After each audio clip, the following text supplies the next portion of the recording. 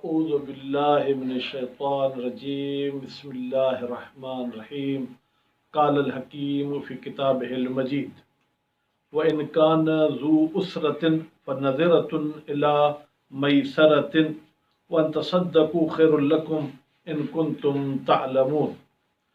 सूरह बकरा की आयत नंबर 280 आपकी खिदमत में मैंने पढ़ी है।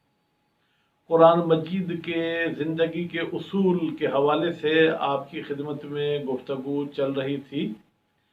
पिछले हफ्ते में मैंने ये अर्ज़ किया कि कुरान मजीद के लिहाज से कर्ज़ कैसे देना चाहिए, कर्ज़ देने की क्या कैफियत है।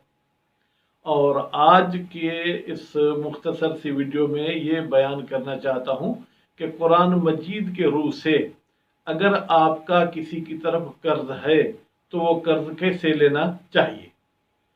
इस पर दो लफ्ज़ मुकदमे के भी बयान कर दूँ। हम जिसको भी कर्ज़ देते हैं अगर वो कर्ज़ वापस नहीं करता तो हम गोया कि उसके गले से पकड़ने की हद तक आ जाते हैं।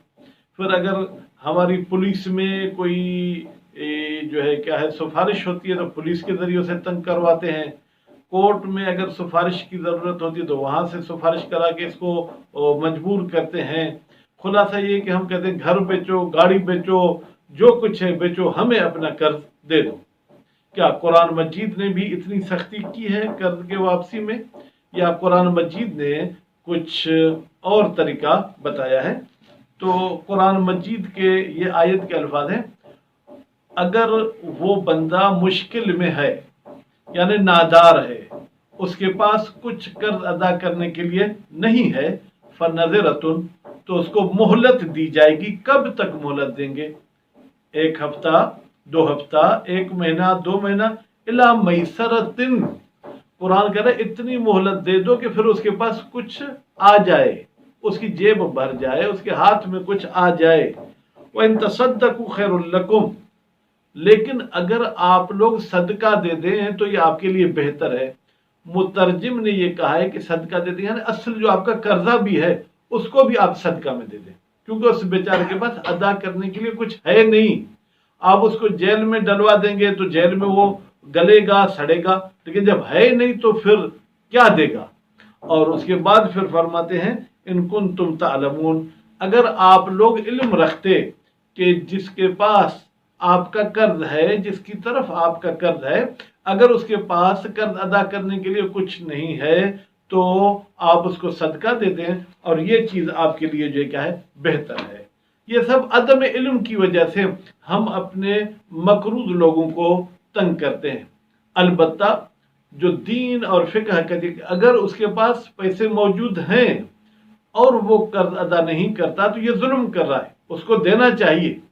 लेकिन एक के पास नहीं है, कारोबार के लिए आपसे पैसे लिए थे, वो कारोबार में जो है क्या बिल्कुल ज़मीन पे बैठ गया है, उसने कोई अयाशी में, कोई हराम काम में वो पैसा इस्तेमाल नहीं किया, या उसके घर में कोई फर्द मरीज था, उसने इलाज के लिए पैसे लिए थे, अब उसके पास कुछ नहीं है, या अचानक प्राइवेट नौकरी थी उसकी नौकरी खत्म हो गई, कुछ नहीं है, तो ऐसी सूरत हाल में कुरान मजीद कहता है कि आप उसको मोहलत दें यहाँ तक कि जो है क्या है वो कुछ कर सके, जहाँ तक कि उसके पास कुछ आ सके।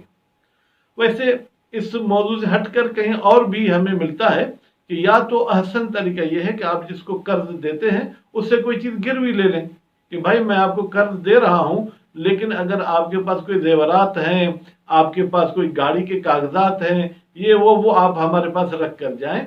अगर कल कर्ज आपने अदा नहीं किया तो मैं इस चीज़ से अपना कर्ज उठा लूंगा, फिर तो कोई टेंशन नहीं है। लेकिन अगर ऐसी सूरत हाल नहीं, आपने कर्ज दे दिया और अब वो टाइम पे अदा नहीं कर सकता, ये नहीं कि अदा नहीं करता, नहीं कर सकता, तो उस सूरत हाल में कुरान का सबक यही है कि आपको सब्र करना है और इतना सब्र करना है कि उसके पास फिर कुछ रकम आ जाए वो जिससे आपका कर्ज उतार दे। लेकिन अगर आप उसको वही रकम जो आपने कर्ज की सूरत में दी है सदका देते हैं तो बेहतर है। उम्मीद है अल्लाह ताला हमें कुरान और अहल बैत के बताए हुए रास्ते पर अमल करने की तौफीक इनायत फरमाए। वस्सलामु अलैकुम व रहमतुल्लाहि व बरकातुहू।